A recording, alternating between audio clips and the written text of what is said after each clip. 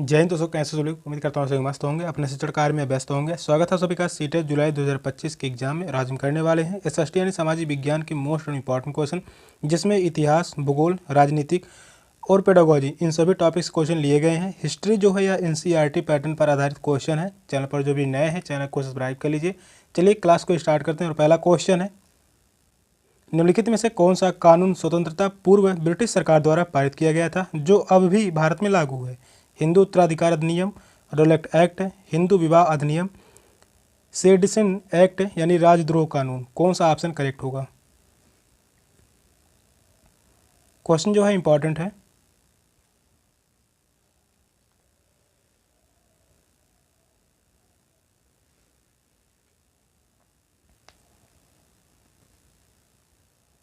Question कह रहा है, निम्नलिखित में से कौन सा कानून स्वतंत्रता पूर्व ब्रिटिश सरकार द्वारा पारित किया गया था जो अब भी भारत में लागू है? तो वह है हिंदू उत्तराधिकार अधिनियम। फर्स्ट ऑप्शन राइट है, हिंदू उत्तराधिकार अधिनियम। यह अधिनियम लागू हुआ था 1956 में। यह अधिनियम कब लागू हुआ था? 1956 में। रौलट एक्ट की बात करते हैं, यह अधिनियम आया था भारत में 1919 में। 1919 में रौलट एक्ट आया था, जिसे हम काला कानून भी कहा गया। इसे जो है काला कानून भी कहा गया, काला कानून भी कहा गया। हिंदू विवाह अधिनियम, यह अधिनियम पारित हुआ था 1956 में। 1956 में यह अधिनियम पारित हुआ था। फर्स्ट ऑप्शन राइट है, हिंदू उत्तराधिकार अधिनियम। नेक्स्ट क्वेश्चन है, लोग अस्थायी और नियमित नौकरी को प्राथमिकता क्यों देते हैं के बारे में निम्न कथनों को पढ़िए। वे उम्मीद रख सकते हैं कि उनकी नौकरी लंबे समय तक चल सकती है।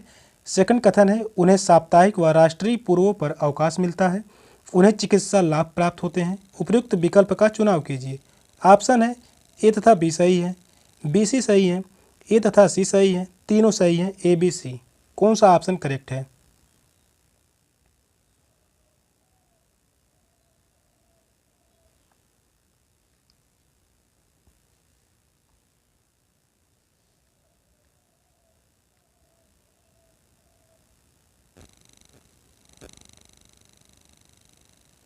क्वेश्चन कह रहा है, लोग अस्थायी और नियमित नौकरी को प्राथमिकता क्यों देते हैं के बारे में निम्न कथनों को पढ़िए।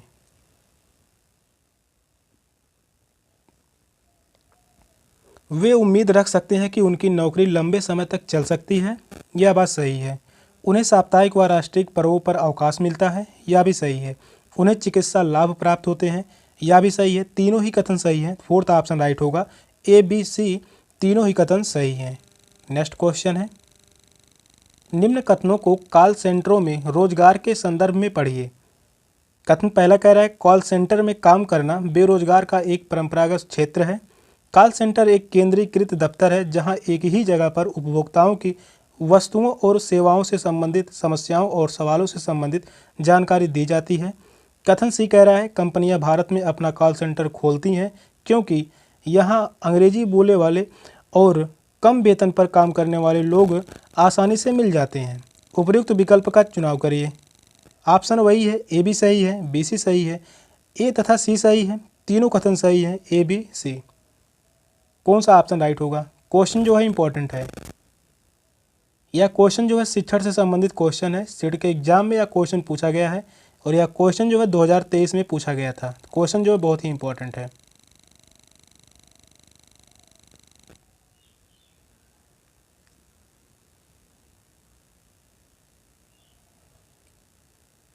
कॉल सेंटरों में रोजगार के संदर्भ में पढ़िए। कॉल सेंटरों में काम करना रोजगार का एक परंपरागत क्षेत्र है, यह बात गलत है। पहला कथन गलत होगा। दूसरा कथन कह रहा है, कॉल सेंटर एक केंद्रीकृत दफ्तर है जहां एक ही जगह पर उपभोक्ताओं की वस्तुओं और सेवाओं से संबंधित समस्याओं और सवालों से संबंधित जानकारी दी जाती है। यह कथन सही है। दूसरा कथन सही है। तीसरा कथन कह रहा है, कंपनियां भारत में अपना कॉल सेंटर खोलती हैं क्योंकि यहाँ अंग्रेजी बोलने वाले और कम वेतन पर काम करने वाले लोग आसानी से मिल जाते हैं। यह बात भी सही है। दूसरा और तीसरा कथन सही है, तो इस क्वेश्चन का जो राइट आंसर होगा option B. Second option right होगा, बी तथा सी कथन सही है। नेक्स्ट क्वेश्चन है, वर्ष 2008 नेपाल में किस तरह का परिवर्तन आया? राजतंत्र से लोकतंत्र की तरफ, लोकतंत्र से राजतंत्र की तरफ, राजतंत्र से कुलीन तंत्र की तरफ, कुलीन तंत्र से राजतंत्र की तरफ। कौन सा ऑप्शन राइट होगा? क्वेश्चन यह भी बहुत ही महत्वपूर्ण है।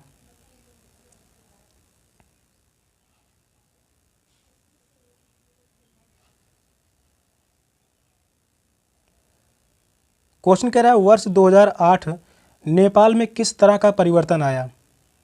नेपाल में किस तरह का परिवर्तन आया? तो वह परिवर्तन जो आया था राजतंत्र से लोकतंत्र की तरफ। फर्स्ट ऑप्शन राइट है, राजतंत्र से लोकतंत्र की तरफ। पहला ही ऑप्शन करेक्ट होगा। 2008 में नेपाल को एक संघीय लोकतांत्रिक गणराज्य घोषित करने के लिए मतदान किया गया, जिससे राजशाही समाप्त हो गई।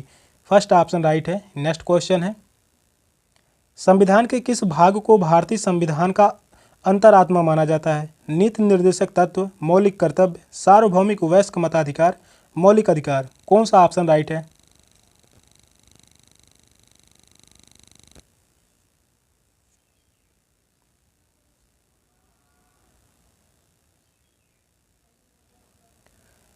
संविधान के किस भाग को भारतीय संविधान का अंतरात्मा माना जाता है? बहुत ही इंपॉर्टेंट क्वेश्चन है।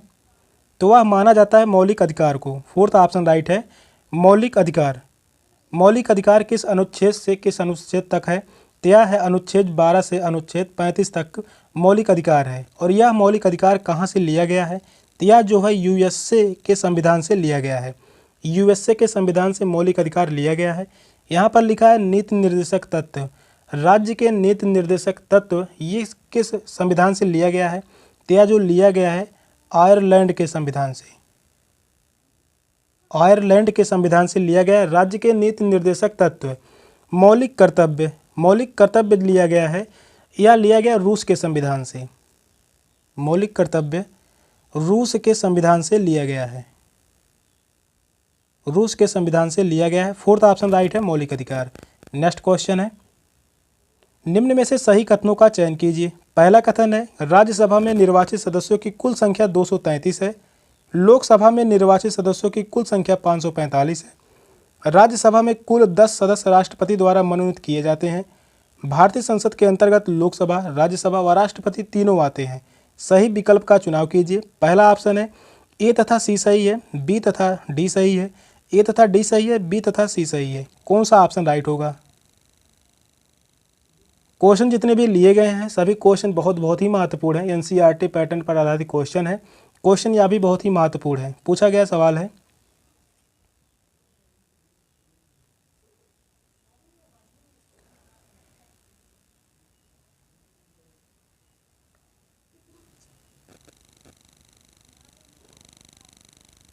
यहाँ पर कह रहा है राज्यसभा में निर्वाचित सदस्यों की कुल संख्या 233 है। यह बात जो है सही है। पहला कथन सही होगा। दूसरा कथन कह रहा है लोकसभा में निर्वाचित सदस्यों की कुल संख्या 545 है। यह बात जो है गलत है। और राज्यसभा में कुल 10 सदस्य राष्ट्रपति द्वारा मनोनीत किए जाते हैं। यह कथन भी गलत होगा, क्योंकि यहाँ पर 10 सदस्य नहीं बल्कि 12 सदस्य मनोनीत किए जाते हैं। और भारतीय संसद के अंतर्गत लोकसभा, राज्यसभा, राष्ट्रपति तीनों आते हैं। यह बात जो है सही है। ए और डी कथन सही है। किस ऑप्शन में है? तो वह है ऑप्शन सी में। थर्ड ऑप्शन राइट है। नेक्स्ट क्वेश्चन है, आपराधिक न्याय प्रणाली में 4 प्रमुख अंग हैं। पुलिस, बचाव पक्ष के वकील, सामाजिक कार्यकर्ता और न्यायाधीश, गैर सरकारी संगठन, बचाव पक्ष के वकील, लोक अभियोजक और न्यायाधीश, पुलिस सेवा और लोक आयोजक, न्यायाधीश और लोग पुलिस, लोक अभियोजक, बचाव पक्ष के वकील और न्यायाधीश। कौन सा ऑप्शन राइट है?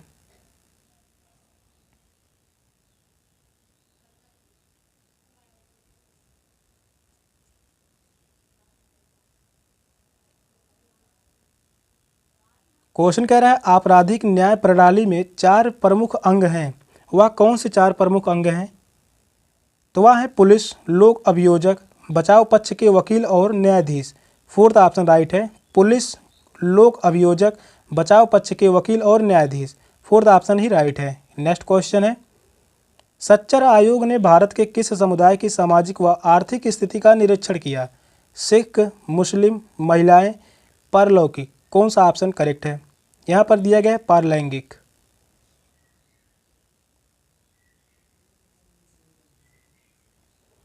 यह भी क्वेश्चन जो है इंपॉर्टेंट है। क्वेश्चन यह 2022 में पूछा गया था, शिफ्ट वाइज एग्जाम हुए थे। क्वेश्चन कह रहा है सच्चर आयोग ने भारत के किस समुदाय की सामाजिक व आर्थिक स्थिति का निरीक्षण किया?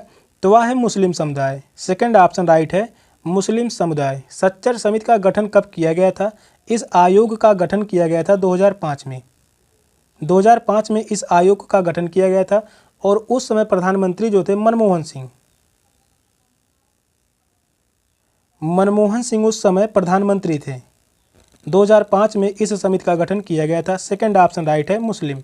नेक्स्ट क्वेश्चन है, दिए गए कथनों ए, बी तथा सी को पढ़िए तथा उपयुक्त विकल्प का चयन कीजिए। कथन ए कह रहा है न्यूनतम मजदूरी अधिनियम की आवश्यकता इसलिए है क्योंकि कई श्रमिकों को उनके नियोक्ताओं द्वारा उचित वेतन नहीं दिया जाता। सेकंड कथन कह रहा है श्रमिकों के पास कोई सौदेबाजी का अधिकार नहीं है, इसलिए उनके अधिकारों का न्यूनतम मजदूरी अधिनियम द्वारा संरक्षित करने की आवश्यकता है।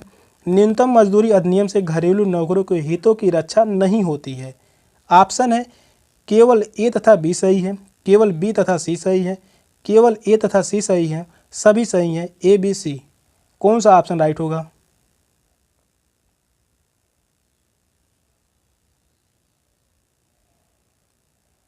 कथन से संबंधित सेट के एग्जाम में क्वेश्चन पूछे जाते हैं, 20 से 25 क्वेश्चन पूछे जाते हैं, वह भी सिर्फ और सिर्फ एसएसटी में।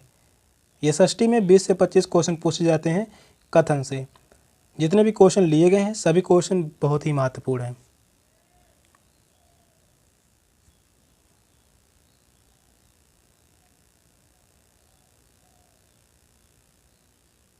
पहला कथन कह रहा है न्यूनतम मजदूरी अधिनियम की आवश्यकता इसलिए है क्योंकि कई श्रमिकों को उनके नियोक्ताओं द्वारा उचित वेतन नहीं दिया जाता।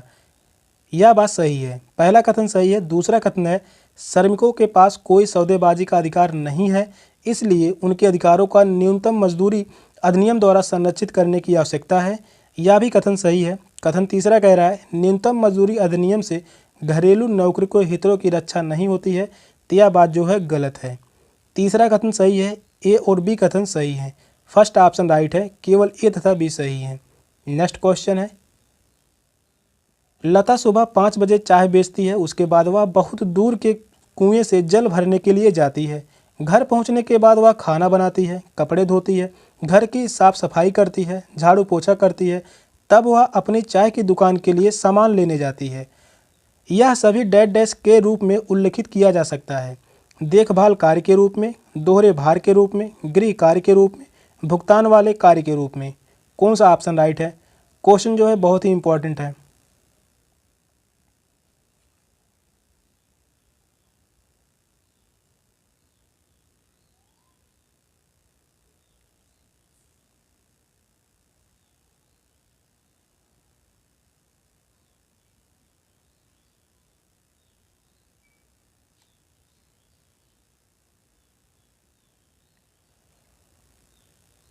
क्वेश्चन कह रहा है लता सुबह 5 बजे चाय बेचती है, उसके बाद वह बहुत दूर से कुएं से भरने के लिए जाती है। तो यहाँ पर पहला कार्य जो है सुबह चाय बेचती है, दूसरा कार्य जो होगा वह बहुत दूर कुएं से जल भरने जाती है, यहाँ पर दूसरा कार्य है। घर पहुँचने के बाद वह खाना बनाती है, तो यहाँ पर तीसरा कार्य है। कपड़े धोती है, यहाँ पर भी कार्य है। घर की साफ सफाई करती है, झाड़ू पोछा करती है, तब वह अपनी चाय की दुकान के लिए सामान लेने जाती है। तो यह सभी दोहरे भार के रूप में उल्लिखित किया जा सकता है। सेकंड ऑप्शन राइट है, दोहरे भार। बहुत ही महत्वपूर्ण क्वेश्चन था। नेक्स्ट क्वेश्चन है, प्राथमिक स्तर पर सामाजिक विज्ञान शिक्षण अवलोकन और वर्गीकरण के कौशल विकसित करता है। समय के साथ समाज में कैसे बदला गया है इसकी समझ विकसित करता है। व्यक्तियों की सामाजिक और आर्थिक समस्याओं की समझ विकसित करता है। उपयुक्त विकल्प का चयन करें। ए तथा बी सही है, बी तथा सी सही है, ए तथा सी सही है, ए बी सी तीनों सही हैं। कौन सा ऑप्शन राइट है?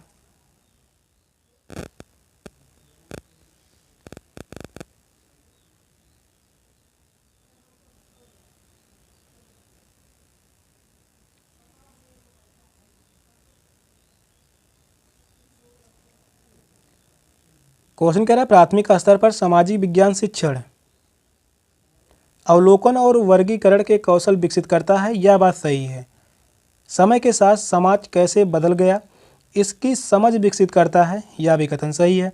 तीसरा कथन है व्यक्तियों की सामाजिक और आर्थिक समस्याओं की समझ विकसित करता है, तो यह बात जो है गलत है। ए और बी कथन ही सही हैं, फर्स्ट ऑप्शन राइट है, फर्स्ट ऑप्शन ही राइट है। नेक्स्ट क्वेश्चन है, निम्नलिखित कथनों पर विचार कीजिए और सही विकल्प चुनिए। कथन पहला है इतिहास और अन्य सामाजिक विज्ञानों के बीच अंतर पूर्व के अध्ययनों पर पूर्व के ध्यान में निहित है। कथन दूसरा कह रहा है प्रारंभिक स्तर पर इतिहास केवल महत्वपूर्ण व्यक्तियों, घटनाओं और पूर्व की स्थितियों से संबंधित है। ऑप्शन है पहला दूसरा दोनों सही है। दूसरा ऑप्शन कह रहा है पहला गलत है परंतु दूसरा सही है। तीसरा ऑप्शन कह रहा है दोनों ही गलत हैं। चौथा ऑप्शन है एक सही है परंतु दूसरा गलत है। कौन सा ऑप्शन राइट है?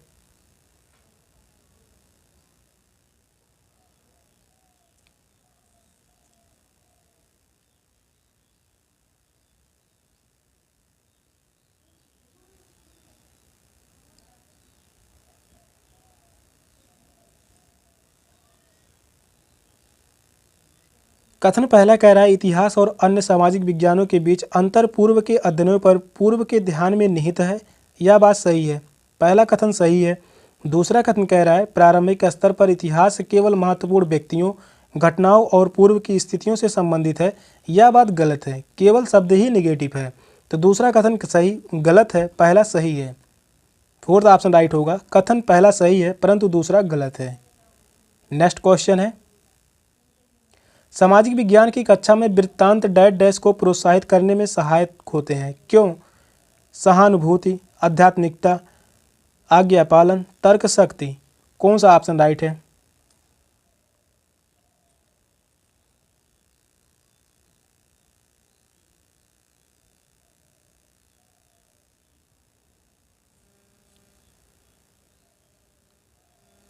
क्वेश्चन कह रहा है सामाजिक विज्ञान की कक्षा में वृत्तांत डैश डैश को प्रोत्साहित करने में सहायक होते हैं, तो वह है सहानुभूति। फर्स्ट ऑप्शन राइट है, सहानुभूति। सामाजिक विज्ञान की कक्षा में वृत्तांत सहानुभूति को प्रोत्साहित करने में सहायक होते हैं। नेक्स्ट क्वेश्चन है, अगर कक्षा में एक विषय पर मतभेद की स्थिति उत्पन्न हो जाए तो निम्नलिखित में से कौन सी पद्धति अति उपयुक्त रहेगी? व्याख्यान पद्धति, खेल पद्धति, परिचर्चा पद्धति, पाठ पुस्तक पढ़ना। कौन सा ऑप्शन करेक्ट है?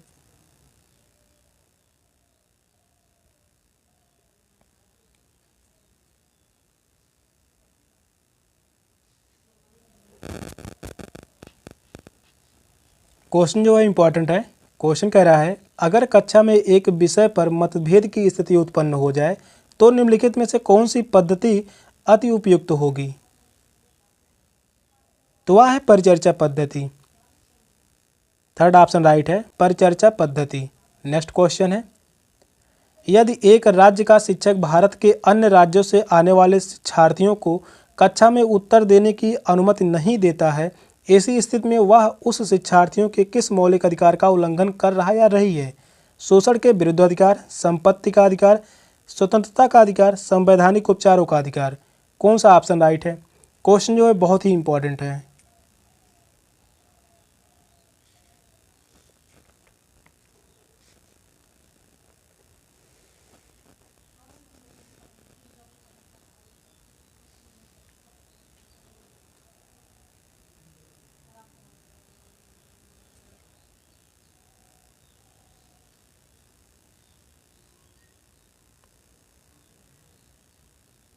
क्वेश्चन कह रहा है यदि एक राज्य का शिक्षक भारत के अन्य राज्यों से आने वाले शिक्षार्थियों को कक्षा में उत्तर देने की अनुमति नहीं देता है, ऐसी स्थिति में वह उस शिक्षार्थियों के किस मौलिक अधिकार का उल्लंघन कर रहा या रही है?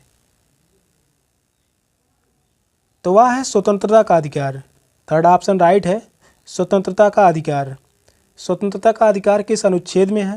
तो यह है अनुच्छेद 19 से अनुच्छेद 24 तक स्वतंत्रता का अधिकार है। यहाँ पर दिया गया है शोषण के विरुद्ध अधिकार, इसका वर्णन है अनुच्छेद 23 से अनुच्छेद 24 में। अनुच्छेद 23 से अनुच्छेद 24 में शोषण के विरुद्ध अधिकार है।